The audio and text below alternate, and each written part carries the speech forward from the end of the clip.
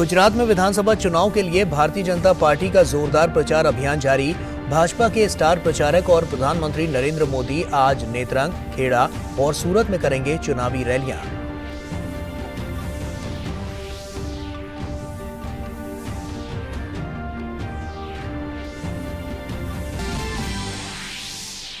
गुजरात के चुनावी रण में कांग्रेस और आम आदमी पार्टी ने भी प्रचार में झोंकी पूरी ताकत। दोनों दलों के वरिष्ठ नेता मतदाताओं को लुभाने के लिए लगा रहे हैं एड़ी चोटी का जोर।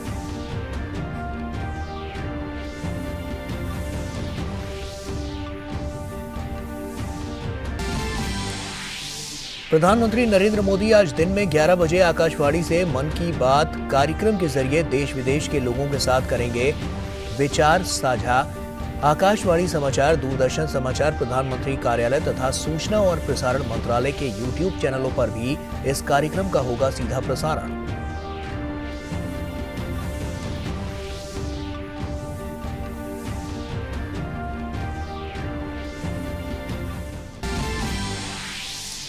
दिल्ली के प्रगति मैदान में चल रहे 41वें भारत अंतर्राष्ट्रीय व्यापार मेले का आज अंतिम दिन। वोकल फॉर लोकल और लोकल फॉर ग्लोबल जैसे कई लक्ष्यों को हासिल करने में व्यापार मेले की रही है बड़ी भूमिका।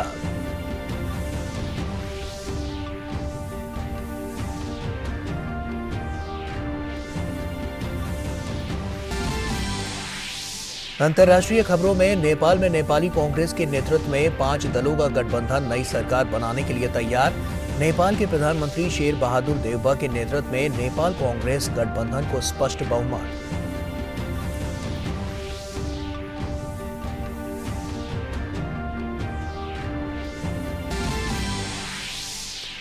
खेल की खबरों में हैमिल्टन में भारत न्यूजीलैंड के बीच श्रृंखला का दूसरा मैच बारिश के चलते हुआ बाधित। समाचार मिलने तक भारत ने बिना किसी नुकसान के बनाए 22 रन।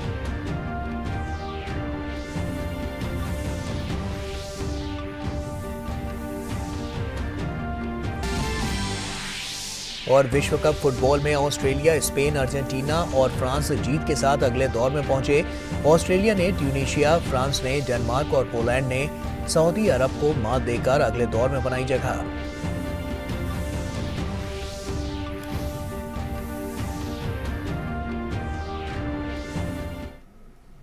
नमस्कार, आप देख रहे हैं डीडी न्यूज। आपके साथ मैं हूं गौरव श्रीवास्तव। तो चलिए बुलेटिन की शुरुआत करते हैं। गुजरात विधानसभा चुनाव को लेकर सभी राजनीतिक दलों ने अपनी ताकत झोंक दी है। भाजपा के वरिष्ठ नेता और प्रधानमंत्री नरेंद्र मोदी आज 3 चुनावी रैलियों को संबोधित करेंगे। प्रधानमंत्री मोदी गुजरात के नेत्रंग, खेड़ा और सूरत में चुनाव प्रचार को धार देंगे। गौरतलब है कि गुजरात में पहले चरण के लिए 89 सीटों पर 1 दिसंबर को मतदान होगा। और वहीं गुजरात विधानसभा चुनाव को लेकर कांग्रेस और आम आदमी पार्टी भी पूरे जोर शोर से प्रचार कर रही है। कांग्रेस अध्यक्ष मल्लिकार्जुन खड़गे आज सूरत के ओलपाड और नर्मदा के देडियापाड़ा में जनसभा को संबोधित करेंगे। वहीं आम आदमी पार्टी ने भी मतदाताओं को लुभाने के लिए एड़ी चोटी का जोर लगा दिया है। दिल्ली के मुख्यमंत्री और आम आदमी पार्टी के संयोजक अरविंद केजरीवाल आज गुजरात की जनता से संवाद करेंगे। और प्रधानमंत्री नरेंद्र मोदी ने शनिवार को राष्ट्रपति द्रौपदी मुर्मू से राष्ट्रपति भवन में शिष्टाचार मुलाकात की। राष्ट्रपति के औपचारिक ट्विटर हैंडल पर इसकी जानकारी दी गई। प्रधानमंत्री नरेंद्र मोदी आज सुबह 11 बजे आकाशवाणी से मन की बात कार्यक्रम में देश विदेश के लोगों के साथ अपने विचार साझा करेंगे। ये इस मासिक रेडियो कार्यक्रम की 95वीं कड़ी होगी और इस कार्यक्रम में आकाशवाणी और दूरदर्शन के समूचे नेटवर्क पर इसे प्रसारित किया जाएगा। आकाशवाणी समाचार, दूरदर्शन समाचार, प्रधानमंत्री कार्यालय और सूचना और प्रसारण मंत्रालय के YouTube चैनलों पर भी इस कार्यक्रम का सीधा प्रसारण होगा। आकाशवाणी से हिंदी प्रसारण के बाद यह कार्यक्रम क्षेत्रीय भाषाओं में भी प्रसारित किया जाएगा। और यहाँ वक्त एक छोटे से ब्रेक का हो गया है, जल्द लौटते हैं। आप बने रहिए डीडी न्यूज के साथ। क्या बात है, बहुत फिट लग रहा है। 3 महीने में पैसे डबल? वाह, फास्ट और हाई रिटर्न्स भी। क्या स्कीम है? कल तो नहीं थी यहाँ। और कल होगा भी नहीं। तूने कभी 5 ओवर में डबल सेंचुरी मारी है? ऐसे स्कीम के बहकावे में आके हम धोखा खा सकते हैं। और आरबीआई कहता है अपना पैसा सुरक्षित रखो और समझदारी से निवेश करो। अगर ज्यादा रिटर्न के पीछे भागोगे तो रिस्क भी उतना ही उठाओगे। और फास्ट रिटर्न से बच के। और फास्ट बॉलिंग से भी। आरबीआई कहता है जानकार बनिए, सतर्क रहिए। तो ब्रेक के बाद एक बार फिर से आप सभी का स्वागत है। दिल्ली के प्रगति मैदान में चल रहे 41वें भारत अंतर्राष्ट्रीय व्यापार मेले का आज अंतिम दिन है। मेले में इस बार हर दिन काफी संख्या में दर्शक पहुंचे।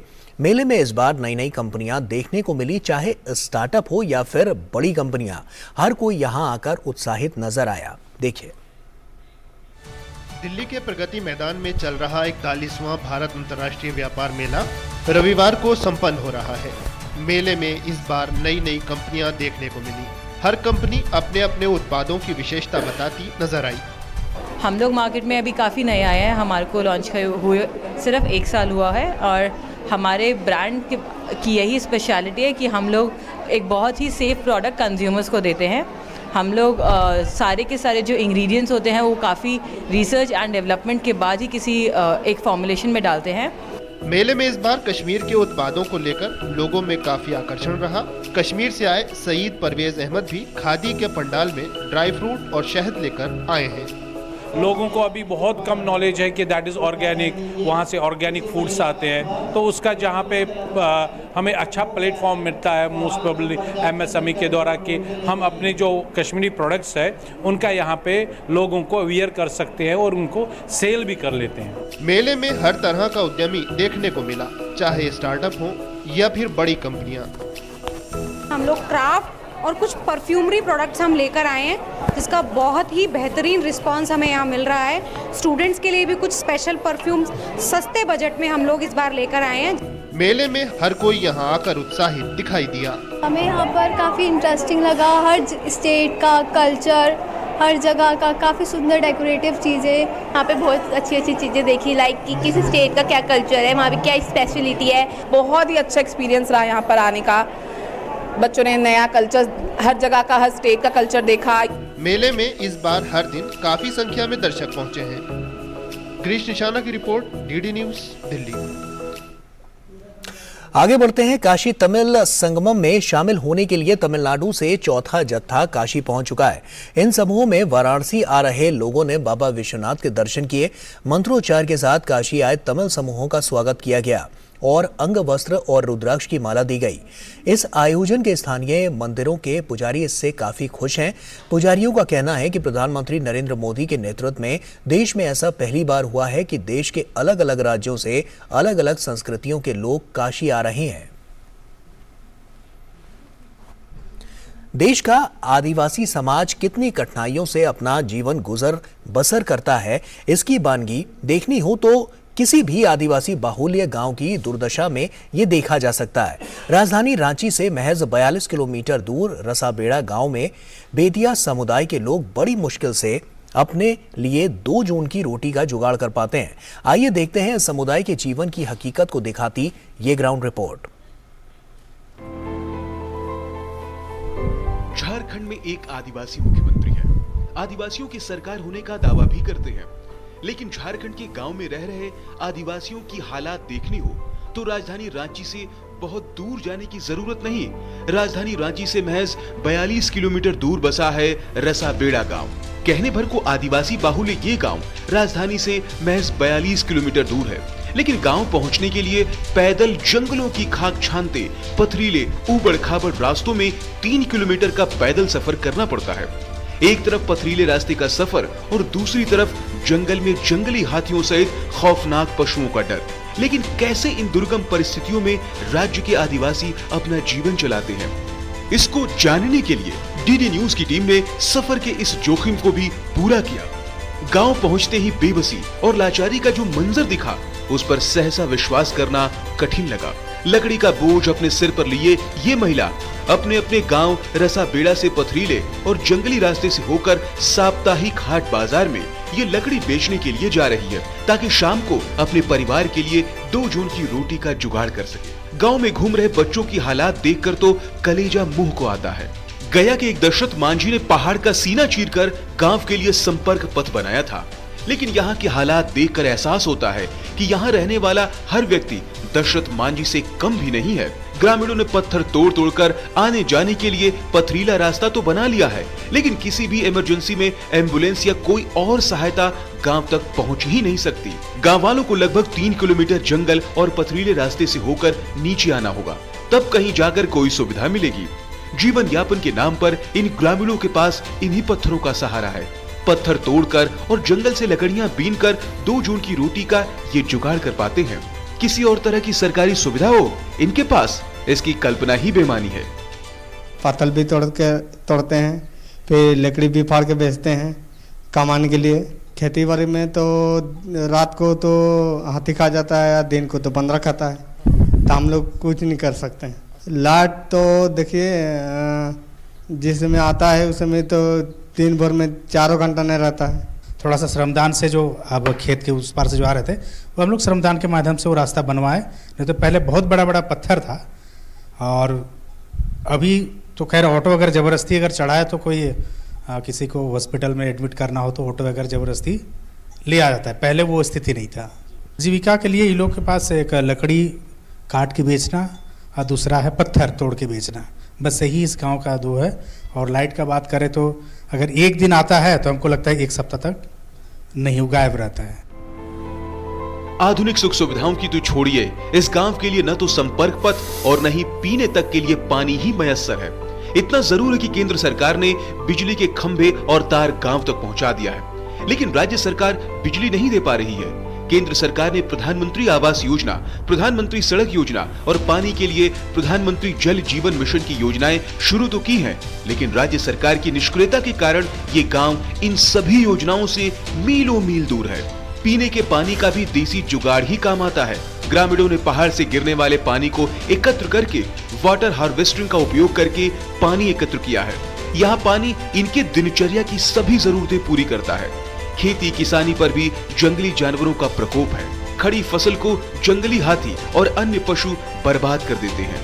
एक तो सरकारी सुविधा यहाँ तक नहीं पहुँच पाती, दूसरा जंगली जानवर भी इनका जीना मुहाल किए रहते हैं। कोई तो खेती बाड़ी हो लेके बांदर सब खाई दे, सब काम में बाहर जात काम करे, घर में थोड़ी लोग रहे। सरकारी फाइलों में भले ही यहाँ का मौसम गुलाबी हो, लेकिन आजादी के अमृत काल में भी ये आदिवासी अपने हाल पर जीने को मजबूर है। आदिवासियों के हक हकूक की बात करने वाली झारखंड सरकार को भी इन बेदिया समुदाय की याद सिर्फ चुनाव में ही आती है।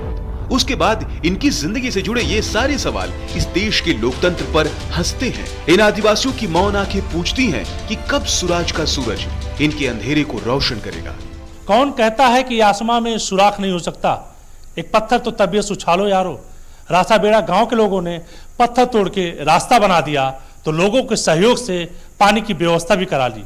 लेकिन सवाल यही है कि केंद्र सरकार जो योजनाएं राज्य में भेजती है वो निचले स्तर तक लागू क्यों नहीं होती। कैमरामैन भीम सिंह के साथ रजनीश त्रिपाठी, डीडी न्यूज, झारखंड। और वहीं गोवा में अंतर्राष्ट्रीय फिल्म महोत्सव उत्कृष्ट सिनेमाई रंगों के साथ जारी है। इस मंच पर यह प्रयास भी रहता है कि सभी को सिनेमा के लिए समावेशी और सुलभ अवसर उपलब्ध कराए जाएं। इसलिए इफ्फी में इस बार विशेष रूप से सक्षम लोगों के लिए विशेष स्क्रीनिंग आयोजित करने की पहल की गई है। एक्सेसिबल इंडिया एक्सेसिबल फिल्म्स इस खंड की फिल्में ऑडियो विजुअल से लैस हैं, जिसमें एम्बेडेड ऑडियो विवरण और उपशीर्षक दिए गए हैं। इस खंड में 2 फिल्में हैं। रिचर्ड एटनबरो द्वारा निर्देशित गांधी और अनंत महादेवन द्वारा निर्देशित द स्टोरी टेलर, जो इस साल अंतर्राष्ट्रीय प्रतियोगिता के लिए क्वालिफाई करने वाली 3 भारतीय फिल्मों में से एक हैं। Accessible India accessible film section के उद्घाटन समारोह के अवसर पर इफी के आइनॉक्स ऑडी 4 में दिव्यांगों के लिए 2 फिल्मों द स्टोरी टेलर और गांधी की स्क्रीनिंग की गई। इस मौके पर NFDC MD रविंद्र भाकर ने कहा कि ये एक नई शुरुआत है। आगे हम और भी फिल्में लाएंगे जो सभी के लिए एक्सेसिबल हों। उद्घाटन समारोह के मुख्य अतिथि प्रख्यात फिल्म मेकर नागराज मंजुले ने इसे एक बड़ा कदम बताया। बहुत अच्छी शुरुआत है और जैसे आपने कहा कि सबके लिए सोचना ये बहुत बड़ी बात है। और इफ़ी ने, NFDC ने, हमारे मिनिस्ट्री ने, सब ने मिलकर जो भी ये प्रयास किया है वो बहुत ही काबिल तारीफ है। और सबके लिए फिल्म या हमारी कला उपलब्ध कराना बहुत ज़रूरी बात है। तो ये प्रयास बहुत ही अच्छा प्रयास है। एक्सेसिबल इंडिया इवेंट में पहुंचे दिव्यांगजन सरकार की इस पहल से काफी उत्साहित दिखे। फिल्म देखने के बाद उन्होंने अपना अनुभव साझा किया। Movie really I enjoyed a lot, fully enjoy कर सकी मैं ये मूवी, क्योंकि इसमें डायलॉग थोड़े कम थे। अगर पीछे से ऑडियो डिस्क्रिप्शन नहीं होता तो शायद स्टोरी भी ठीक से समझ नहीं पाते थे हम लोग। मुझे आज बहुत मजा आया मूवी देखते, और एक बहुत अच्छी और मोटिवेशनल सी एक मूवी थी। इस दौरान दिव्यांगों के लिए राज्य आयोग के सचिव ताहा हाजिक ने भी फिल्म देखी। दूरदर्शन से खास बातचीत में उन्होंने इसे सरकार का बड़ा कदम बताया। सबसे पहली चीज़ मैं धन्यवाद देना चाहूँगा द होल इफी टीम, एनएफटीसी, और ख़ास तौर से जियो स्टूडियोज़ जो प्रोड्यूसर्स है इस मूवी के, द स्टोरी टेलर। उन्होंने एक out of the box accessible movie बनाई है, जो बहुत टाइम से हम लोग चाह रहे थे। एज पर एक्सेसिबल स्टैंडर्ड्स होने चाहिए, movies out of the box accessible होके आनी चाहिए, और कहीं पे भी एक बार नहीं होना चाहिए कि अगर मुझे नहीं दिखाई दे रहा है, मुझे सुनाई नहीं दे रहा है, या वो लोग जिन्हें सब हो रहा है तो सब एक साथ बैठ करके एक सिनेमा हॉल में या एक ओटीटी प्लेटफॉर्म पे मूवी उसी तरीके से एंजॉय कर सके। The same thing has happened today. कुल मिलाकर ये कह सकते हैं कि सब तक बिना किसी भेदभाव के सिनेमा की पहुंच बनाने का सरकार का ये प्रयास सराहनीय है। शैला निगार की रिपोर्ट, डीडी न्यूज, गोवा। और अंतर्राष्ट्रीय खबरों की बात करें तो नेपाल में आम चुनाव के बाद नेपाली कांग्रेस पार्टी के नेतृत्व में 5 दलों का गठबंधन नई सरकार बनाने के लिए तैयार है। चुनाव में प्रधानमंत्री शेर बहादुर देउबा के नेतृत्व में नेपाल कांग्रेस गठबंधन ने स्पष्ट बढ़त हासिल की है। और यूक्रेन के राष्ट्रपति व्लादिमीर ज़ेलेंस्की ने खाद्य संकट से निपटने के लिए अपनी प्रतिबद्धता जाहिर की। यूक्रेन की राजधानी कीव में एक शिखर सम्मेलन के दौरान व्लादिमीर ज़ेलेंस्की ने सूखे की चपेट में आने वाले देशों अनाज मुहैया कराने के लिए यूरोपीय संघ की सराहना की। ज़ेलेंस्की ने कहा कि इथियोपिया, सूडान और दक्षिण सूडान सहित कई देशों को अनाज निर्यात करने के लिए यूक्रेन ने यूरोपीय संघ से $150 मिलियन की धनराशि जुटाई है। वहीं यूक्रेन के अधिकारियों ने खाद्य संकट पर रूस को जिम्मेदार ठहराया। उधर ईरान में हिजाब के खिलाफ विरोध प्रदर्शन लगातार जारी है और इस बीच लंदन में भी ईरानी महिलाओं के समर्थन में दर्जनों प्रदर्शनकारियों ने अपने बाल काटकर विरोध प्रदर्शन किया। प्रदर्शनकारियों ने ईरानी महिलाओं के लिए न्याय, सुधार और अधिकारों की मांग की। दूसरी तरफ ईरान ने विरोध प्रदर्शन को पश्चिमी देशों से प्रभावित बताया। उधर चीन में राष्ट्रपति शी जिनपिंग की शून्य कोविड नीति के खिलाफ लोगों का विरोध प्रदर्शन जारी है। यह प्रदर्शन शंघाई के उरुमकी क्षेत्र में एक बहुमंजिला इमारत में आग लगने के बाद शुरू हुआ। इस घटना में 10 लोगों की मौत हो गई थी। प्रदर्शनकारियों का आरोप है कि लॉकडाउन के कारण लोगों को घरों से बाहर निकलने से रोका गया, जिसके कारण 10 लोगों की मौत हुई। ताइवान के राष्ट्रपति साई इंग-वेन ने स्थानीय चुनाव में अपनी पार्टी की हार के बाद सत्तारूढ़ डेमोक्रेटिक प्रोग्रेसिव पार्टी के प्रमुख के पद से इस्तीफा दे दिया है। उन्होंने संवाददाताओं से कहा कि चुनाव के नतीजे उम्मीद के मुताबिक नहीं रहे, इसलिए पार्टी के कमजोर प्रदर्शन की जिम्मेदारी लेते हुए ये कदम उठाया जा रहा है। गौरतलब है कि ताइवान में काउंटी प्रमुखों, शहरों के महापौरों और स्थानीय पार्षदों के चुनाव में विपक्षी दल ने बड़े अंतर से जीत हासिल की है। उधर हैमिल्टन में बात की जाए तो जिस तरह से वहां पर जो मैच चल रहा है उसको लेकर सेडोन पार्क में भारत और न्यूजीलैंड के बीच ये मैच खेला जा रहा दूसरा वनडे मैच है और बारिश के कारण मैच अभी रोक दिया गया है। न्यूजीलैंड की टीम टॉस जीतकर गेंदबाजी उसने चुनी थी। समाचार मिलने तक भारतीय टीम ने 4.5 ओवर में बिना किसी नुकसान के 22 रन बना लिए थे। टीम इंडिया फिलहाल 3 मैचों की सीरीज में 1-0 से पीछे चल रही है। आज का मुकाबला भारत के लिए करो या मरो वाला है। उधर कतर में खेले जा रहे फीफा विश्व कप में शनिवार को ग्रुप डी के मुकाबले में ऑस्ट्रेलिया ने ट्यूनीशिया को 1-0 से हराकर प्रतियोगिता में अपनी चुनौती को बरकरार रखा है। फ्रांस के हाथों पहले मैच में हार का मुंह देखने वाली ऑस्ट्रेलिया ने जोरदार वापसी की और ट्यूनीशिया के खिलाफ शुरुआत से ही आक्रामक रणनीति अपनाई।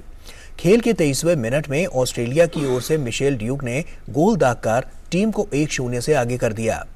मैच में इसके बाद कोई और गोल नहीं हुआ और ऑस्ट्रेलिया ने मैच को 1-0 से अपने नाम किया। ऑस्ट्रेलिया की ये सभी विश्व कप में अब तक की तीसरी जीत रही है। और विश्व कप के 7वें दिन ग्रुप सी में पोलैंड ने सऊदी अरब को 2-0 से हरा दिया। पोलैंड की टूर्नामेंट में ये पहली जीत है। मैक्सिको के खिलाफ पिछला मुकाबला ड्रॉ रहा था। दूसरी ओर सऊदी अरब की टीम अर्जेंटीना को हराने के बाद इस बार चमत्कार नहीं कर पाई।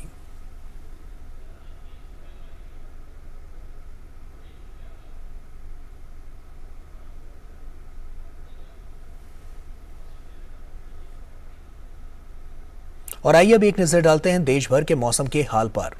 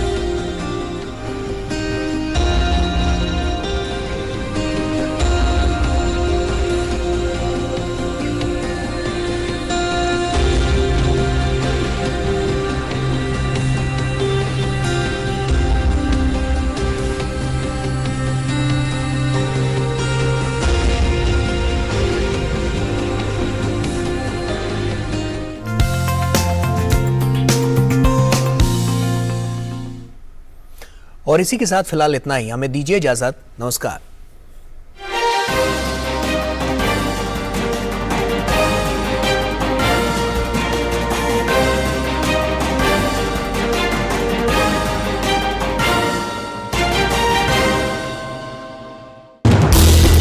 हर दिन हर पल बनती खबरें, बदलती दुनिया, हम लेकर आते हैं आपके लिए बड़ी खबरें, संपूर्ण कवरेज, ताकि आप रहें खबरों के बीच हमारे साथ। मिड डे प्राइम हिंदी सोमवार से शुक्रवार दोपहर 1 बजे सिर्फ डीडी न्यूज पर।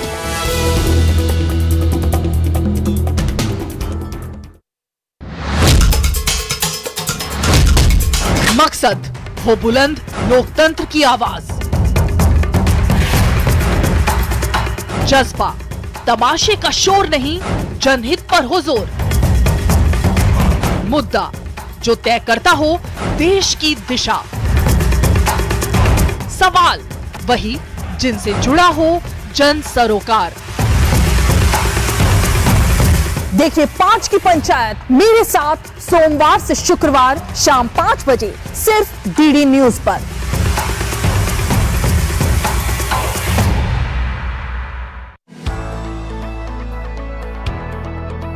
क्या आप अपनी स्टार्टअप को तेजी से ग्रो करना चाहते हैं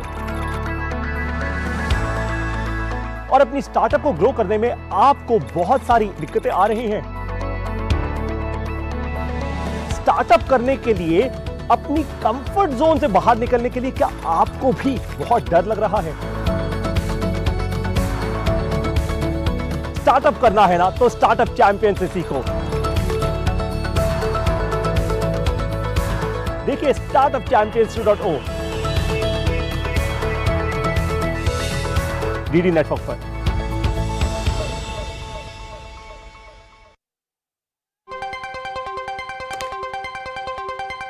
राजनीति की चाल से दुनिया के हाल तक, खेल के मैदान से किसान के खलियान तक, दिन भर की हर छोटी बड़ी खबर को समेटे खबर के हर किरदार को दिखाते हैं हम। डीडी न्यूज का प्राइम टाइम शो, सटीक और भरोसेमंद खबरें, खबर ही नहीं खबर का विश्लेषण भी, नए तेवर, नए कलेवर, नई धार और नई रफ्तार के साथ देखिए न्यूज नाइट हर रात 8 बजे सिर्फ डीडी न्यूज पर।